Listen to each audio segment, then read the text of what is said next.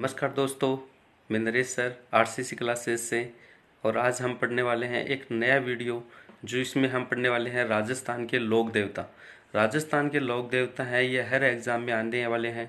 जैसे राजस्थान पुलिस है, पटवारी है, ग्राम सेवक है, अधिकांश एग्ज़ाम में ये आते हैं।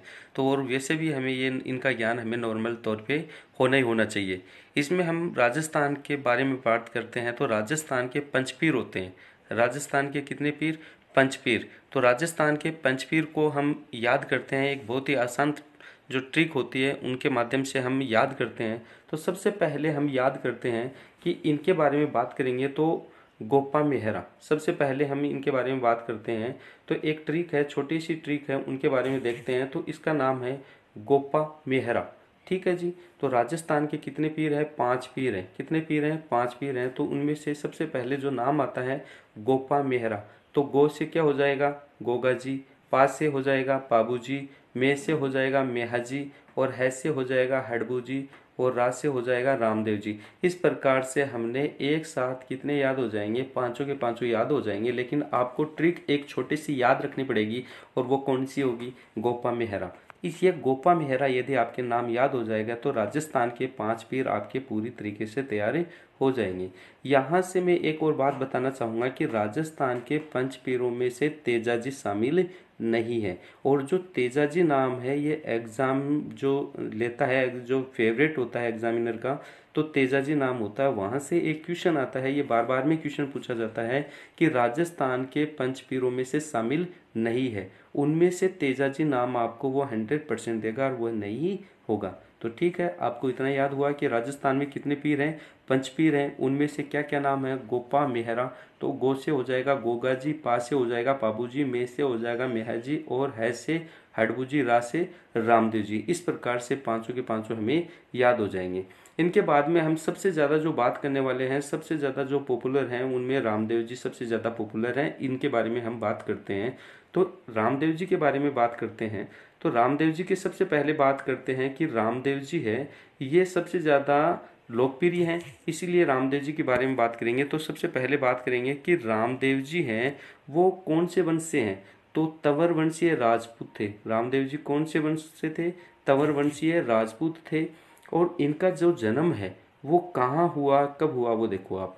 इनके जन्म की जो डेट है वो एग्जाम में नहीं पूछी जाती है, लेकिन फिर भी मैं आपको बता देता हूँ। इनका जो जन्म है 1352 ईस्वी में हुआ, और वो कहाँ हुआ? बाड़मेर में हुआ। ठीक है जी।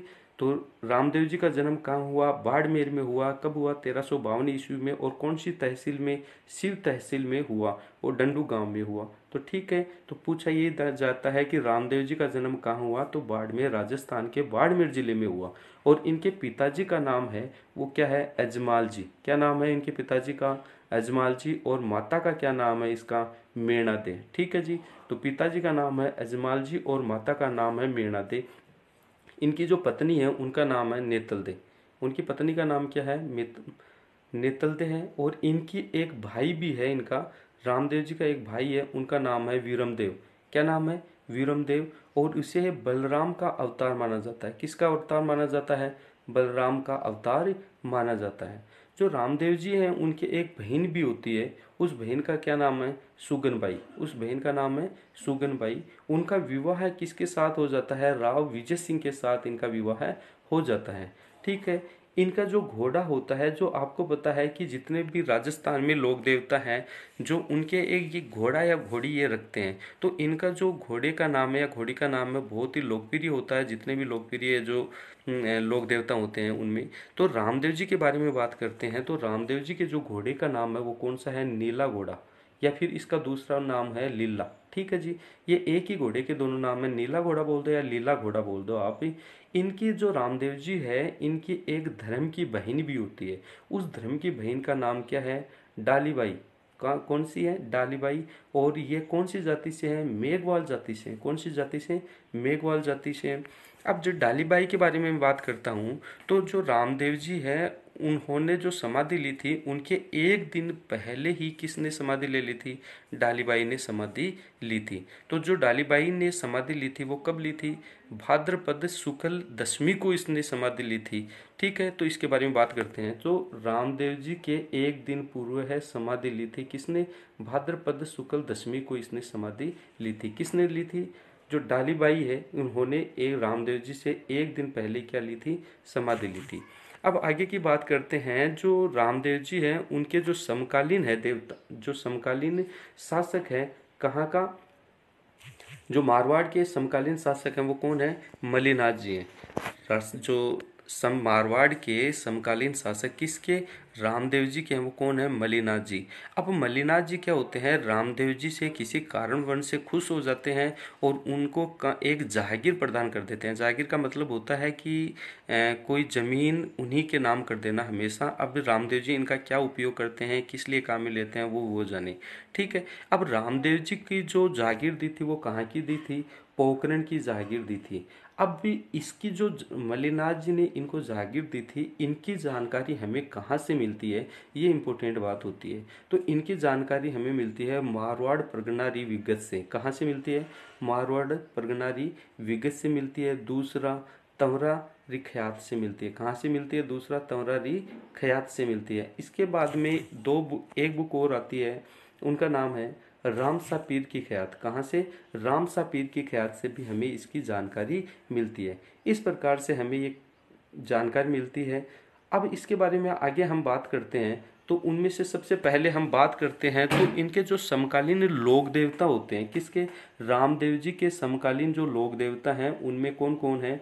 बापूजी, हडबू और मलिनाथ जी इनके समकालीन क्या होते हैं? देवता होते हैं। ठीक है, इनके बाद में बात करते हैं। तो रामदेव जी की एक शिष्या भी थी। रामदेव जी की एक शिष्या थी, उसका नाम क्या था? आई माता। क्या नाम था? आई माता। और जो आई माता है इनका मंदिर कहाँ बना हुआ है? बिरला जोधपुर में बना हुआ है। ठीक है, जो आई माता है उन्होंने भी जो दो तीन काम किए थे। सबसे पहला उन्होंने छुआछूत को मिटाने का सबसे ज़्यादा प्रयास किया। तो आई माता ने सबसे पहले जो काम किया था वो किसके बारे में किया था? आई माता ने छुआछूत को मिटाने का प्रयास किया था। और दूसरी बात आती है, जो आई माता के बारे में बात कही जाती है, उनके मंदिर में दीपक की लो जो लो होती है उनसे क्या टपकती है? केसर टपकती है। ये किसकी विशेषता है? आई माता के मंदिर की ये विशेषता है। इसके बाद में हम जो रामदेव जी के बारे में जो जानकारी के स्रोत हमें कौन सी पुस्तकों से मिलते हैं उनके बारे में हम बात करते हैं। जो रामदेव जी की जो जानकारी की जो स्रोत वाली जो बुक होती हैं उनमें सबसे पहले नाम आता है रामदेव जी का ब्यावला। सबसे पहली जो पुस्तक है उसका नाम क्या है? रामदेव जी का ब्यावला। इसकी जो दूसरी पुस्तक है उसमें जो जानकारी के स्रोत मिलते हैं वो राजस्थानी बेली साहित्य। कौन सी? राजस्थान बेली साहित्य। तीसरा नाम आता है रामदेव जी लीला भ्रत कथा। चौथा नाम आता है श्री रामदेव चरित्र। पांचवी है रामदेव प्रकाश। ये जो पांच पुस्तकें हैं इनसे हमें जानकारी मिलती है किसकी? रामदेव जी के बारे में इनकी जानकारी मिलती है। ठीक है, अब इनके बारे में जो आगे की बात करते हैं, इनकी जानकारी के स्रोत और भी हमें मिलते हैं। पहली बात और इसके बारे में देख लेते हैं कि इनकी जो पुस्तकें होती हैं उन पुस्तकों की बातें हम करते हैं। तो जो पुस्तकें हैं रामदेव जी का ब्यावला, ये किसके द्वारा लिखी गई थी? ये पूनम चंद्र के द्वारा लिखी गई थी। दूसरी जो पुस्तक है राजस्थानी बेली साहित्य, ये किसके द्वारा लिखी गई है? नरेंद्र भानावत के द्वारा लिखी गई है। जो तीसरी पुस्तक है रामदेव जी लीला भ्रत कथा है, ये लक्ष्मी दत्त के द्वारा लिखी गई है।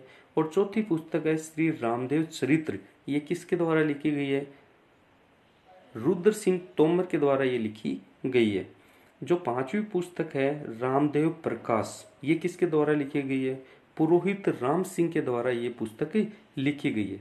अब बात आती है कि जो रामदेव जी हैं उन्होंने मुख्य रूप से क्या कार्य किया था, किस किस चीज़ के ऊपर उन्होंने प्रयास किया था? तो रामदेव जी ने सबसे इम्पोर्टेंट जो कार्य किया था वो किसके ऊपर किया था? छुआछूत मिटाने के ऊपर उन्होंने प्रयास किया था।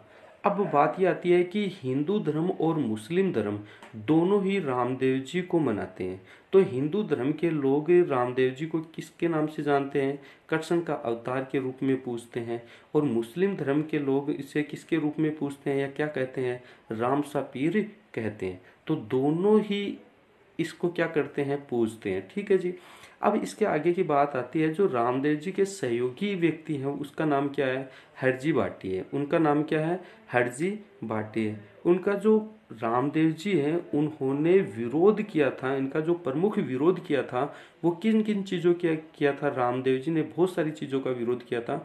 उनमें सबसे पहले उन्होंने जो विरोध किया वो किया था मूर्ति पूजा का, दूसरा तीर्थ यात्रा का, और चौथा जातिवाद का। जो जातिवाद करते हैं, तीर्थ यात्रा है, मूर्ति पूजा है, इनका सबसे ज़्यादा उन्होंने क्या किया था? विरोध किया था। और विरोध किसने किया था? रामदेव जी ने किया था।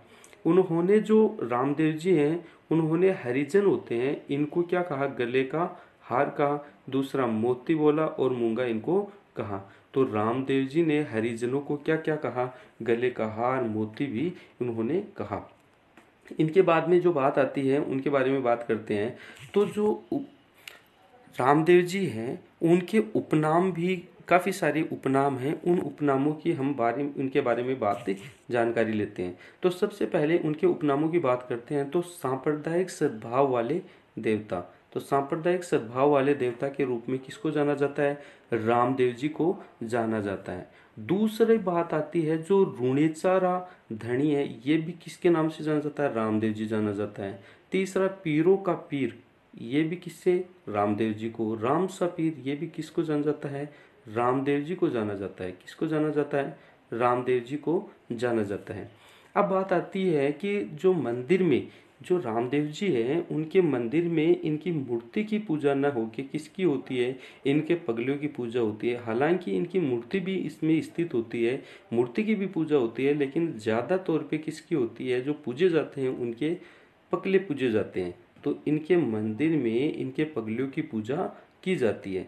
जो इनके गीत होते हैं, आप गीत बोल दो या फड़ बोल दो, ये किसके द्वारा गाई जाती है या बांची जाती है? ये भांपी जाति के द्वारा बांची या पढ़ी जाती है।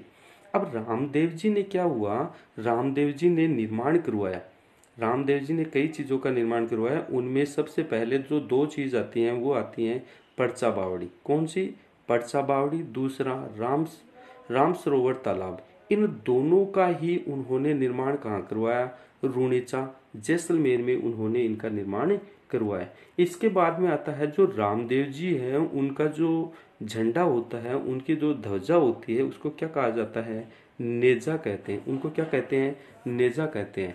और जो रामदेव जी के मंदिर में जो रात को जागरण किया जाता है उसे क्या कहते हैं? जंबा कहा जाता है। साथ साथ में ये और बात करते हैं, जो रामदेव जी की यात्रियों जो जाते हैं, यात्रा के ऊपर जाते हैं, उन्हें क्या कहा जाता है? जातरू कहा जाता है। क्या कहा जाता है?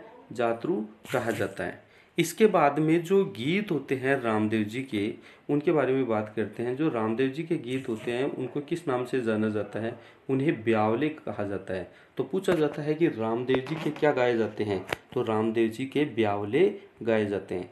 यहाँ मैं आपको एक बात बताना चाहूँगा, यहाँ से 3 क्वेश्चन आते हैं। वो आते हैं राजस्थान के लोक देवी देवताओं में सबसे जो लंबा गीत या भजन है वो किसका है? तो वो तो आएगा जीण माता का। लेकिन क्वेश्चन ये आ जाए कि लोक देवी होती हैं उनमें सबसे लंबा किसका है? तो वो भी जीण माता का होगा। लेकिन क्वेश्चन आ जाए कि राजस्थान के लोक देवताओं में सबसे लंबा किसका है? तो वो रामदेव जी का है। ठीक है। जो रामदेव जी का है इसके बारे में बात करते हैं। मैंने नोट लगा के यहाँ बात लिखी है, रामदेव जी का जो भजन है या लोक देवताओं में सबसे लंबा भजन है। और कितनी मिनट का है? 48 मिनट का। जो जीण माता है उसका कितने मिनट का है? 52 मिनट का। कितने मिनट का है?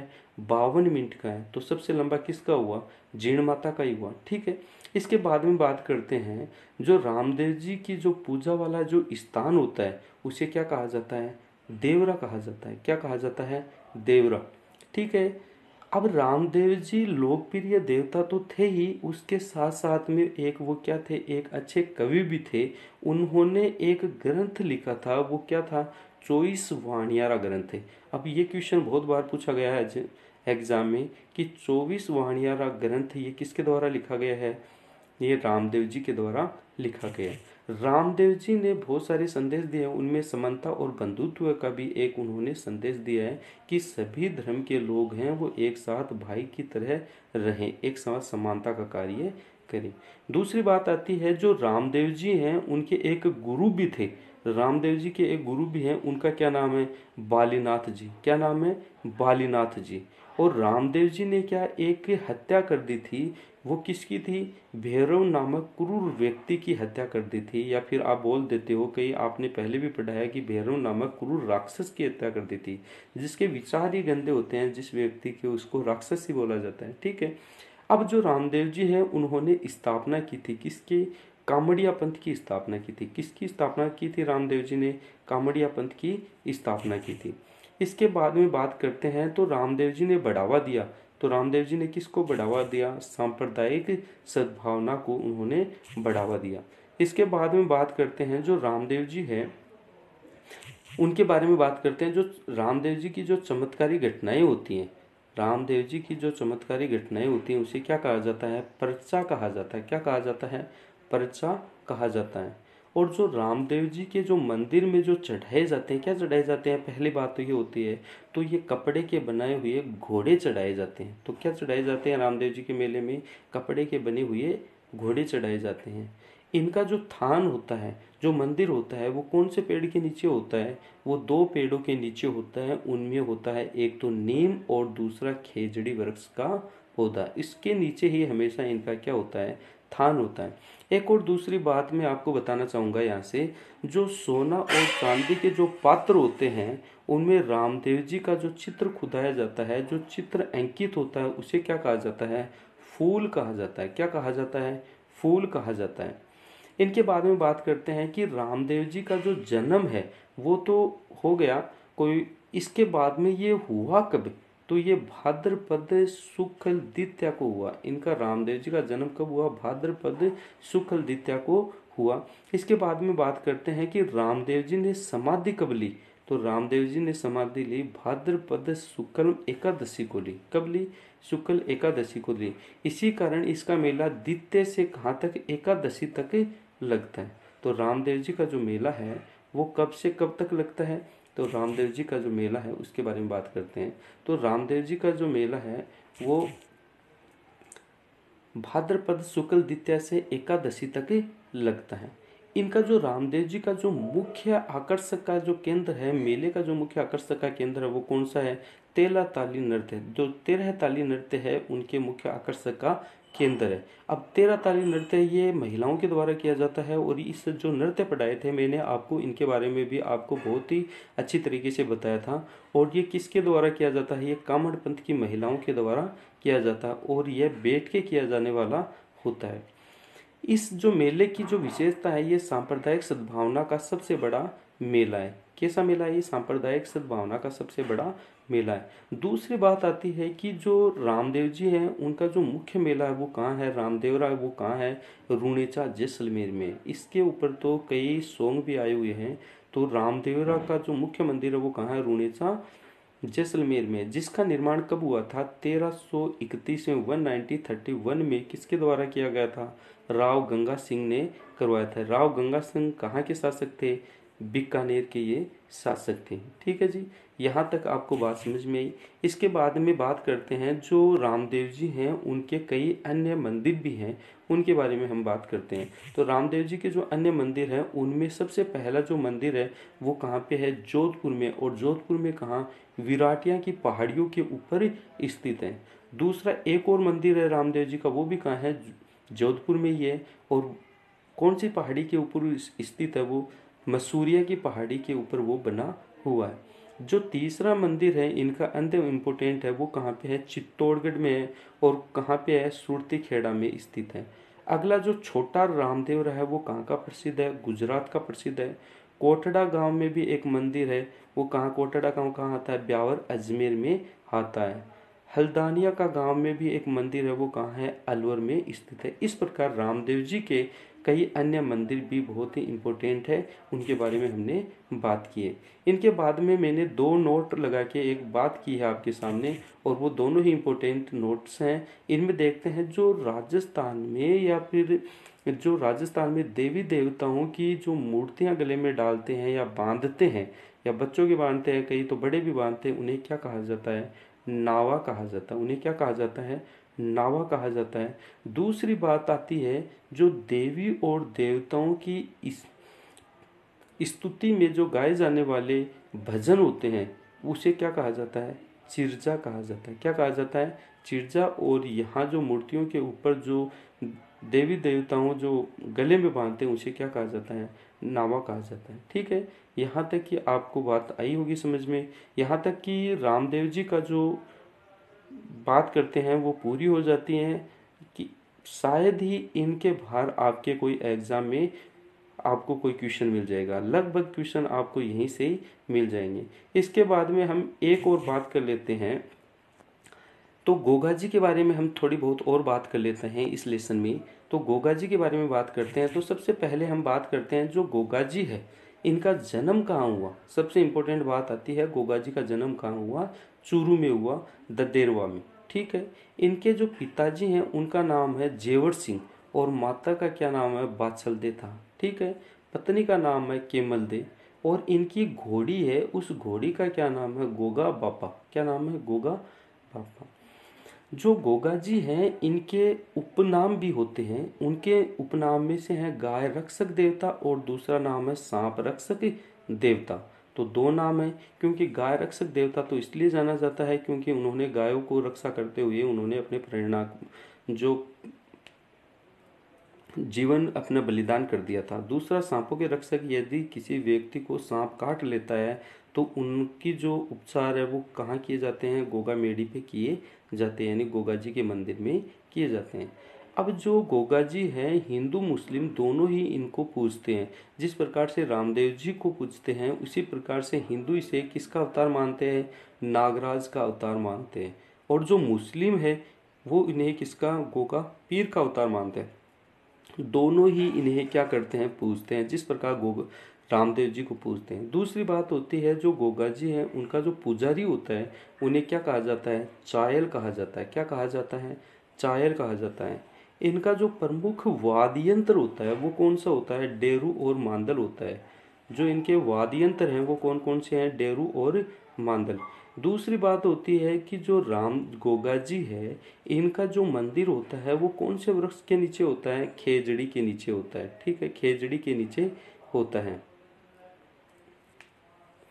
अब इनके बारे में कहा जाता है कि जहाँ जहाँ खेजड़ी वहाँ वहाँ क्या है? गोगा जी। तो ठीक है, जहाँ खेजड़ी का वृक्ष होता है हमेशा उनके नीचे ही किसका मंदिर होता है? गोगा जी का मंदिर होता है। एक इसमें आती है गोगा राखड़ी। अब ये गोगा राखड़ी क्या होती है इसके बारे में सुनो। जब किसान अपने खेत में हल जोतता है, तो जब हल की नई शुरुआत की जाती है, बीज नए बोते हैं, तो उस समय हल जोतने से पहले हल को जो राखी बांधी जाती है उसी को क्या कहा जाता है? गोगा राखड़ी कहा जाता है। ठीक है जी, अब इसके बारे में बात करते हैं। तो गोगा राखड़ी, किसान खेतों में हल जोतने से पहले हल को जो धागा बांधते हैं उसी को क्या कहते हैं? गोगा राखड़ी। यहाँ से बात आती है, ये गायों को रक्षा करते हुए ये क्या हो जाते हैं? शहीद हो जाते हैं। और इनका जो युद्ध होता है वो किसके मध्य होता है? मोहम्मद गजनवी से इनका युद्ध होता है। ठीक है, अब मोहम्मद गजनवी ने भी जब ये युद्ध कर रहे थे, बहुत ही शानदार तरीके से युद्ध कर रहे थे, तो उन्होंने जो मोहम्मद गजनवी है उन्होंने इसे क्या कहा? जहर पीर भी कहा। ये लड़ते हुए क्या हो जाते हैं? मारे जाते हैं। और इनके जो 2 भाई होते हैं, कौन? मौसेरे भाई होते हैं, अर्जन और सुरजन के विरुद्ध ये युद्ध करते हैं। मतलब अर्जन और सुरजन था, गोगा जी के मध्य जमीन का विवाद होता है, और अर्जन और सुरजन ने मौका पाकर किसको बुला लेते हैं? मोहम्मद गजनवी को बुला लेते हैं। इस प्रकार से गजनवी और गोगा जी के मध्य युद्ध होता है। उस युद्ध में गोगा जी है उनका सर धड़ से अलग हो जाता है। उनका सर कट के कहाँ गिरता है? ददेरवा चूरू में गिरता है, और जो उनका धड़ है वो नोहर हनुमानगढ़ में गिरता है।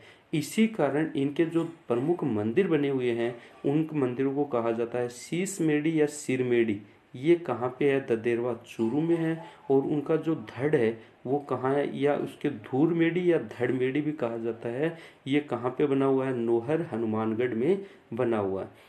जो उनका धड़ मंदिर है या मेडी है, इसका जो निर्माण है इस किसने करवाया? फिरोज शाह तुगलक ने इनका जो निर्माण करवाया। ठीक है जी। इनके बारे में बात करते हैं। जो धड़मेड़ी है इसकी आकृति कैसी होती है?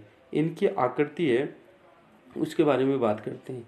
इनकी जो आकृति है वो है मकबरे नुमा। कैसी है? मकबरे नुमा है। और मंदिर के शीर्ष पर क्या अंकित हुआ है या लिखा हुआ है? बिस्मिल्लाह लिखा हुआ है।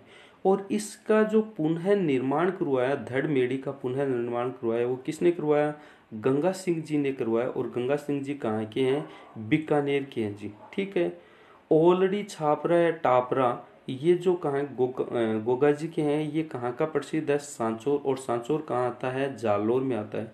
सांचौर को राजस्थान का क्या कहा जाता है? पंजाब। तो क्वेश्चन आता है कि राजस्थान का पंजाब किसे कहा जाता है? सांचौर को कहा जाता है। दूसरी बात आती है, जो गोगा जी है उनका जो मेला है वो कब लगता है? ये लगता है भाद्रपद कृष्ण नवमी को इसका मेला लगता है। और इनके मेले का भी एक मुख्य विशेषता है, जैसे विशेषता रामदेव जी के मेले की है, सेम सेम वही विशेषता है। सांप्रदायिक सद्भावना का ये एक मेला होता है। ठीक है जी।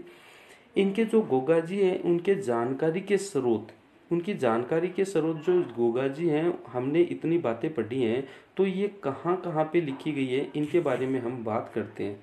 तो इनके बारे में बात करेंगे तो सबसे पहले हम बात करते हैं इनके, तो वो आती है सबसे पहले गोगाजी राव घोडला। गोगाजी का घोडला ये एक स्रोत है। ये किसके द्वारा लिखा गया है? नेम रायण जोशी के द्वारा ये लिखा गया है। दूसरा रणकपुर प्रशस्ति है, ये कहाँ के ऊपर है? पाली के ऊपर। इसमें भी किसके बारे में जानकारी दी गई है? गोगा जी के बारे में जानकारी दी गई है। रणकपुर प्रशस्ति ये किसके द्वारा लिखी गई है, यानी इसके लेखक कौन है? देपाक हैं। कौन है? देपाक हैं। और ये रणकपुर प्रशस्ति है, ये कौन सी नदी के ऊपर स्थित है? ये मथाई नदी के ऊपर स्थित है। इसी रणकपुर प्रशस्ति के अनुसार गोगाजी क्या था? एक शस्त्र ज्ञाता भी था। तो क्वेश्चन पूछा जाता है, जो गोगाजी हैं ये एक शस्त्र ज्ञाता भी था, ये किसके अनुसार माना गया है? तो रणकपुर प्रशस्ति के अनुसार ये माना गया है। इस प्रकार से हमने आज दो लोक देवताओं के बारे में पढ़ा है, रामदेव जी और गोगा जी। आई होप कि आपको बहुत ही अच्छा समझ में आया होगा। So thank you.